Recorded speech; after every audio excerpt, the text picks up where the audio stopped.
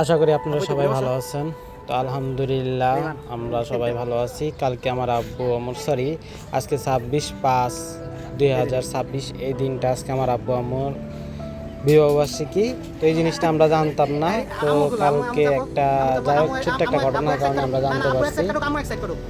তো আমার আব্বুর একটা ফোন ছিল, তো এই ফোনটা অনেক সমস্যা দেখা যাচ্ছিল। তো আমি আর আমার বোন দেখতেছিলাম।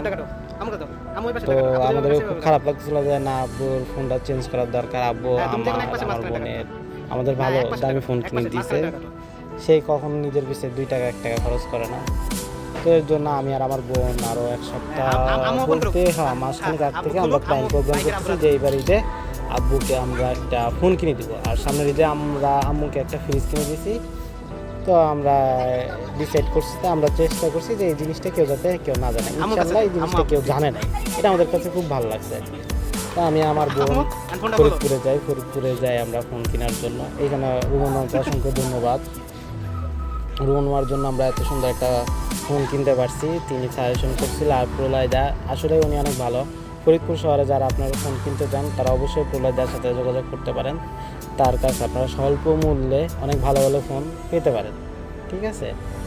এবং তার ব্যবহার যথেষ্ট পরিমাণ ভালো। তো কালকে হচ্ছে আমার আম্মুকে রাত্রেবেলা আমরা ফোনটা নিয়ে আসছি। আম্মুকে শাড়ি পরানোর জন্য অনেকবার রিকোয়েস্ট করতেছি, কিন্তু আমরা পারতেছি না।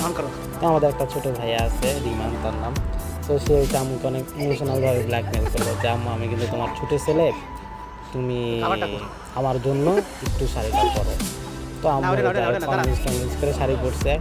তো আম্মুকে জিজ্ঞাসা করতেছে যে কিসের জন্য শাড়ি পরবো, কী কারণে, তুমি কি কিছু জানো? তো আমার ছোটো ভাই রিমান বলতেছে না, আমি তো কিছু জানি না, ভাই আর আব্বু জানে কি হয়েছে।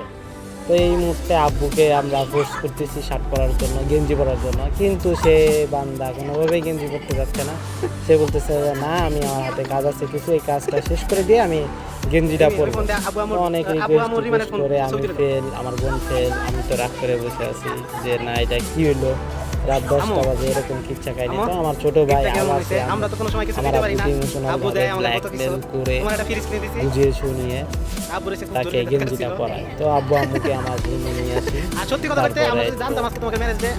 আব্বু আম্মুকে মানে পরে আম্মু আমাকে বলতেছে যে আমাদের কি ম্যারেজ ইউনিভার্সিটি, এর জন্য কি তোমরা কিছু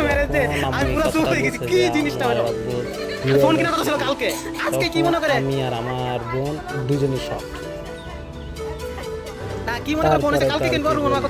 তো শুনে আসলে অবাক হয়ে গেছে। আসলে আমরা যদি জানতাম আব্বু আম্মুর আজকে বিবাহ বার্ষিকী, তাহলে আমি আর আমার বোন মিলে জিনিসটা আরো অন্যভাবে সাজাতে পারতাম। তো ইনশাআল্লাহ আমরা আরো করার চেষ্টা করবো, আল্লাহ যদি আমাদের বাঁচিয়ে রাখে। আজকে যেহেতু ফোনটা আনছি, পরে ফোন আব্বুর কাছে আব্বু এক পাশে কাটে, তারপর আম্মুর কাছে দিই, আম্মু এক পাশে কাটে, তারপরে আমার ছোটো ভাই সে মাঝখানে কাটে। আব্বু ফোনটা বের করে, আম্মু ফোনটা হালকা বের করে, আব্বু যখন ফোনটা হাতে নেয় আব্বু অনেকটা ইমোশনাল হয়ে যায়। আমরা ছেলে মানুষ কখনো মুখে ইমোশনাল জিনিসটা বের করি না, কিন্তু আমার মনে হচ্ছে যে আমার আব্বু আমার খুশি হয়েছে ফোনটা পাওয়া যায়। বলবো আমি, আসলে আমার বলার কথা নাই। ওই সময় আমিও পুরো শখ, মানে কখনো ভাবি নাই যে নিজের বাবা মা কীভাবে কোনো কিছু দিয়ে তাদের মুখে একটু হাসি আনতে পারবো। তো আল্লাহর কাছে দোয়া করি প্রত্যেকটা সন্তান যেন তার বাবা মার মুখে একটু হাসি এনে দিতে পারে। কিছু সম্পর্ক সময়ের সাথে আরও সুন্দর হয়ে ওঠে। তোমাদের হাত ধরেই আমাদের পৃথিবীটা গড়া। আমাদের ভিডিওটি দেখার জন্য আপনাদের অসংখ্য ধন্যবাদ।